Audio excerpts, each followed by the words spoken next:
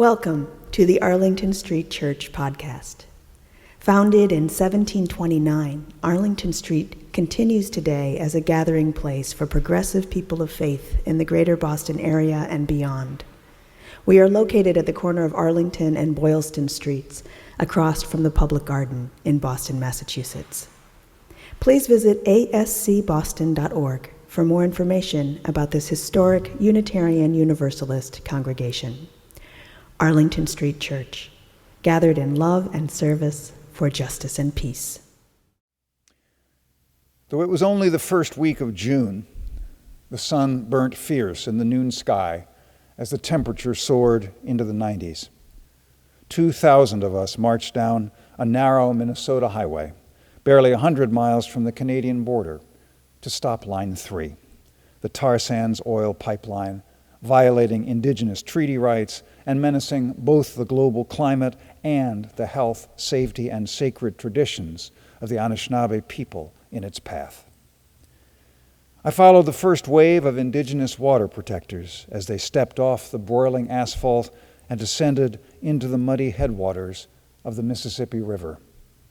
Ignoring the no trespassing signs, we slogged 100 yards through mud tugging at our ankles to a wooden platform where we would establish Camp Firelight, a nonviolent occupation of the property of the Enbridge Corporation. Noticing my clerical collar, an Anishinaabe elder called out, "Do you feel baptized, Father?"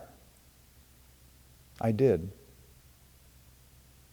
I traveled to Minnesota not simply to make a political statement. I went there on pilgrimage as an act of devotion and atonement. My ancestors were colonizers as far back as the Mayflower. While I'm not responsible for their wars against Native people and their theft of native lands, I benefit from these crimes in countless ways every day.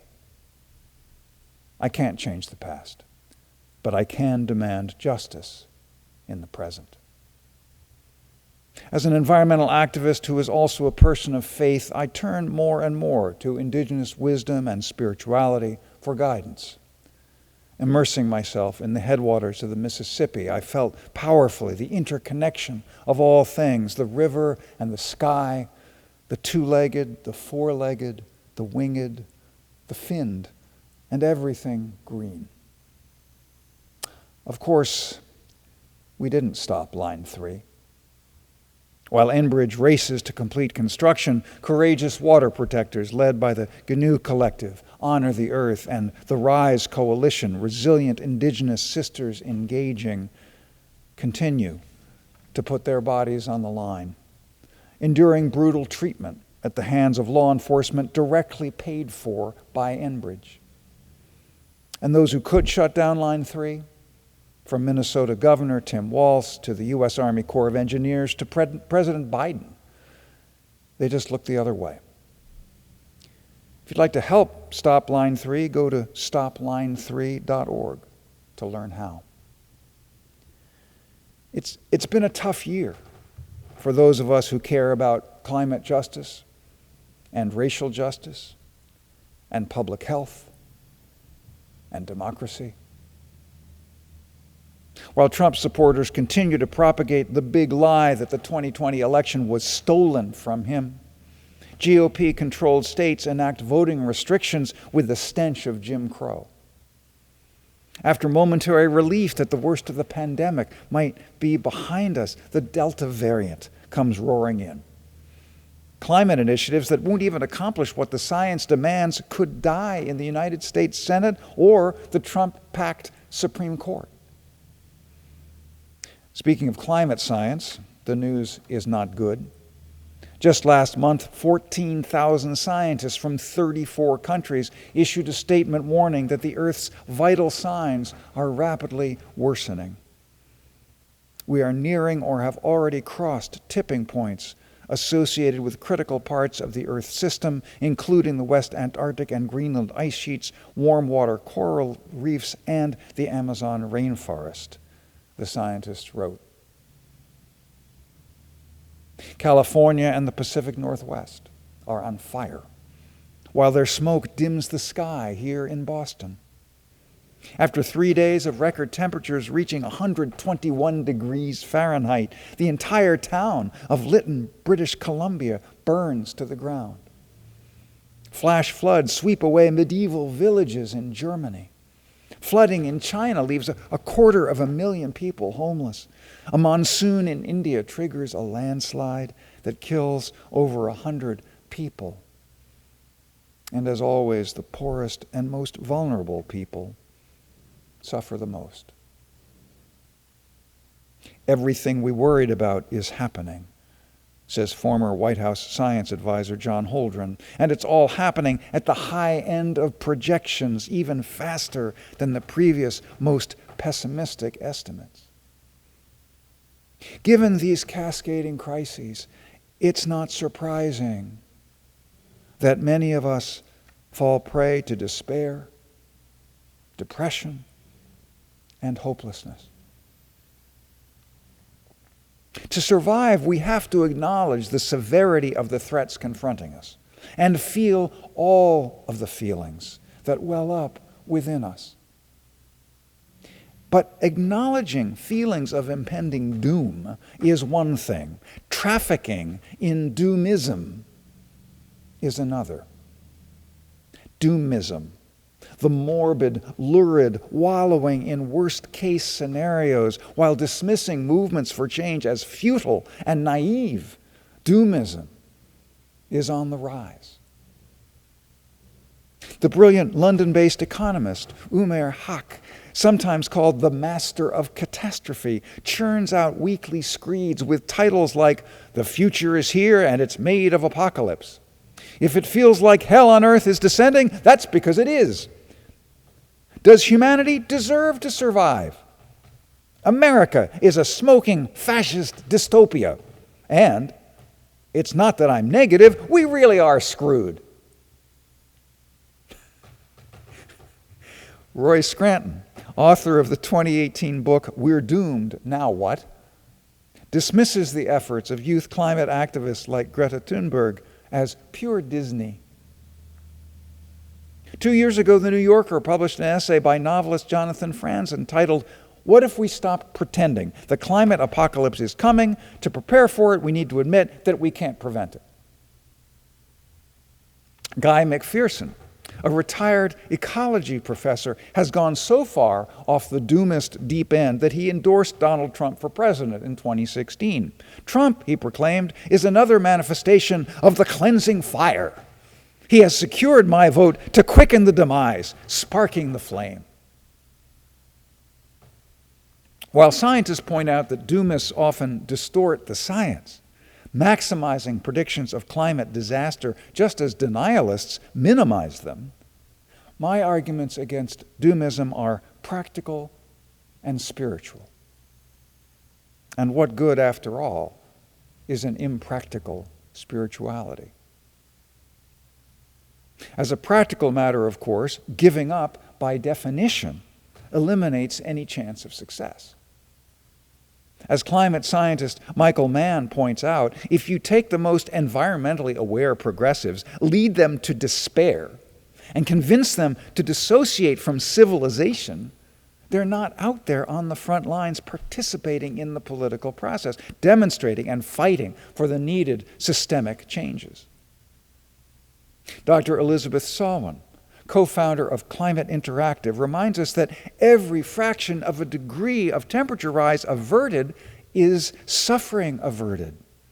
Just because you can't stop all suffering is not a reason to not prevent what suffering you can. There are tipping points in the human heart and the collective consciousness that could be just as sudden and big as any in the Earth system. Just because the Intergovernmental Panel on Climate Change isn't charged with documenting them, Dr. Salwin says, does not mean they don't exist. Latent, stirring to life. I remember a story from my childhood about two frogs who fall into a bucket of cream. The sides of the bucket are steep and slippery, and no matter how they try, they can't climb out. They kick and kick to stay afloat, but as hours pass, they grow exhausted. "We're doomed," one of them gasps, and slips beneath the surface for the last time. The other keeps on kicking through the long night. By morning, all that kicking has churned the cream into butter, which provides a foothold for the frog to climb out of the bucket. The frog who died didn't die from drowning. That frog died from loss of hope. Simply by persisting, the surviving frog remained open to unimagined possibility. Spiritually, if we give up, we forfeit our integrity. Our lives are drained of meaning and purpose. When we abandon hope, we betray both our ancestors and our descendants. Hope is different from optimism. Optimism is an expectation that things will turn out all right. Hope perseveres regardless. Václav Havel, the playwright who became the first president of the Czech Republic, called hope an orientation of the spirit, an orientation of the heart. It transcends the world that is immediately experienced and is anchored somewhere beyond its horizons.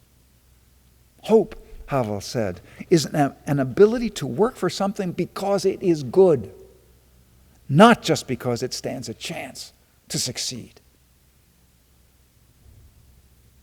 Professor Cornel West, formerly of Harvard Divinity School, now of Union Theological Seminary, says, "Optimism for me has never been an option because there's too much suffering in the world.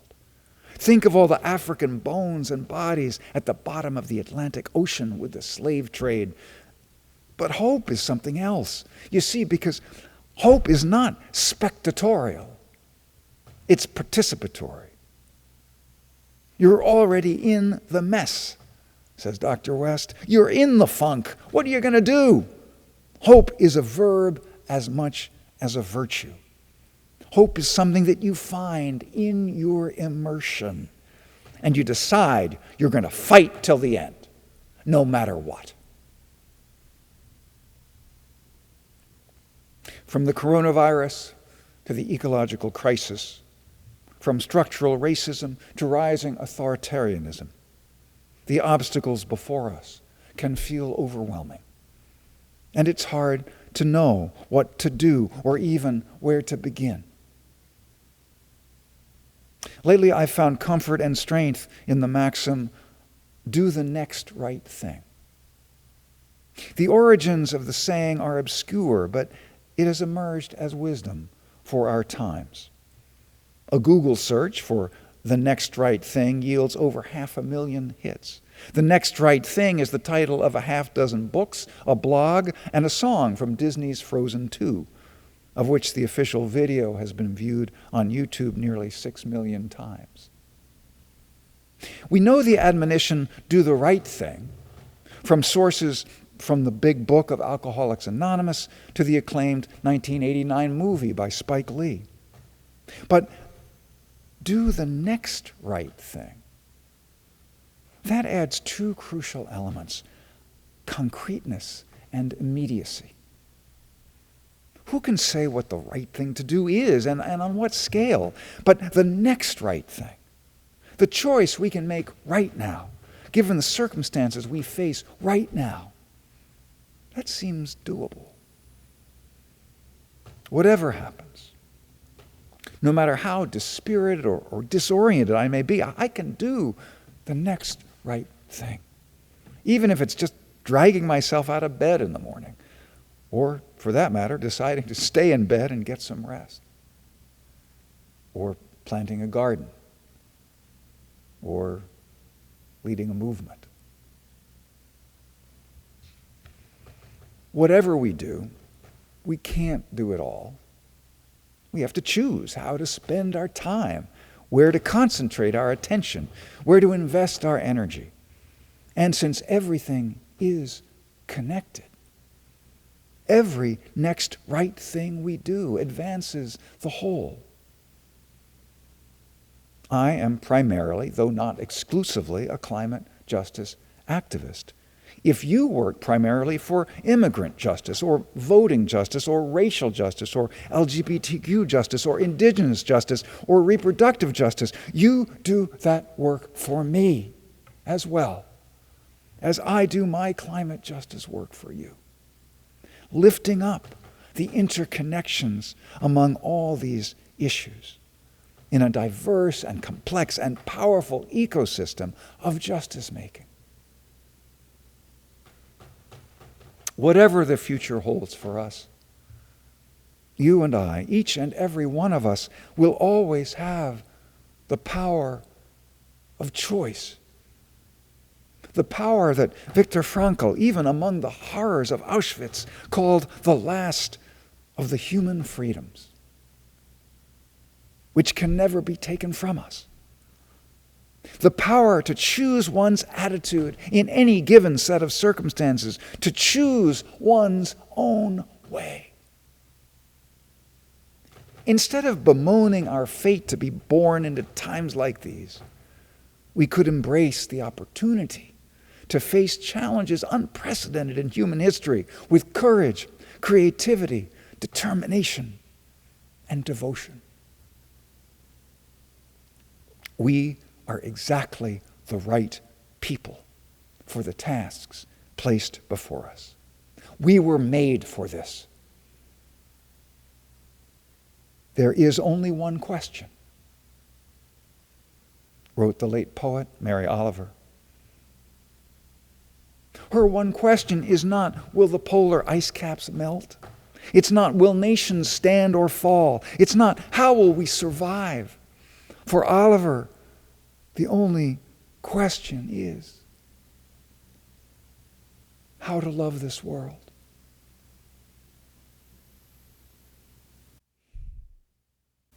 How to love this world.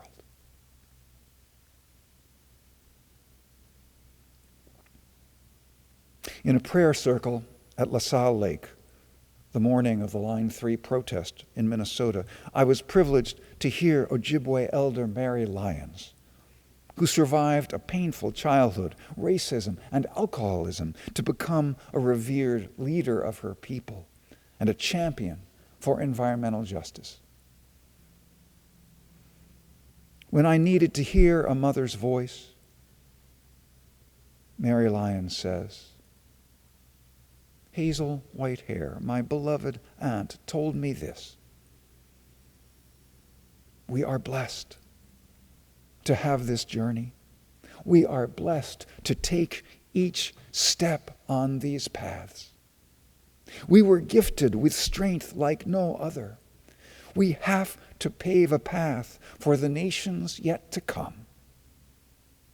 Life is good today. Life is good today.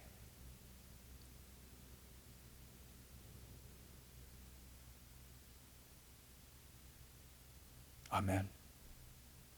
And blessed be.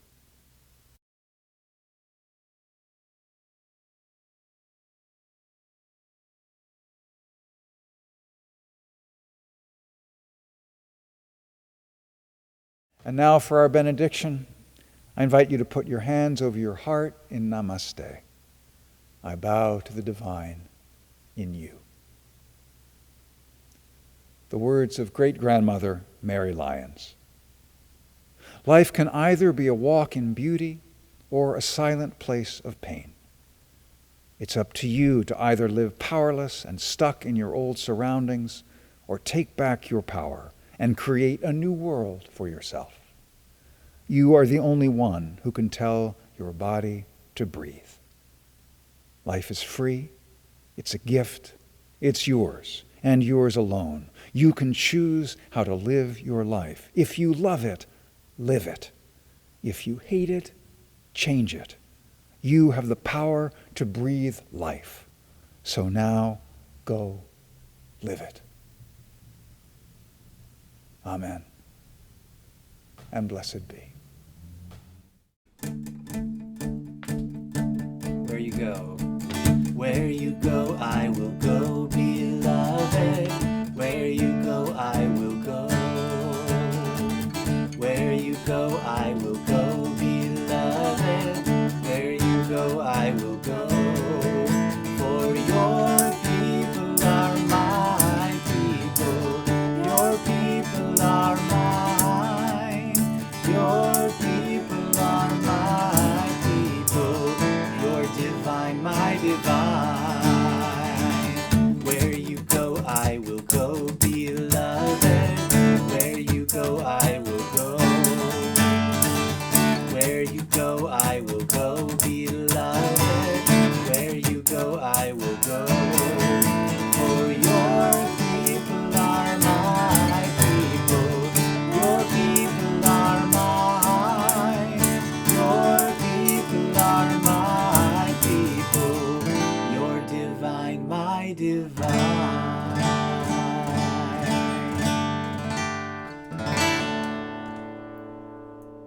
Please visit ascboston.org for more information about this historic Unitarian Universalist congregation. Arlington Street Church, gathered in love and service for justice and peace.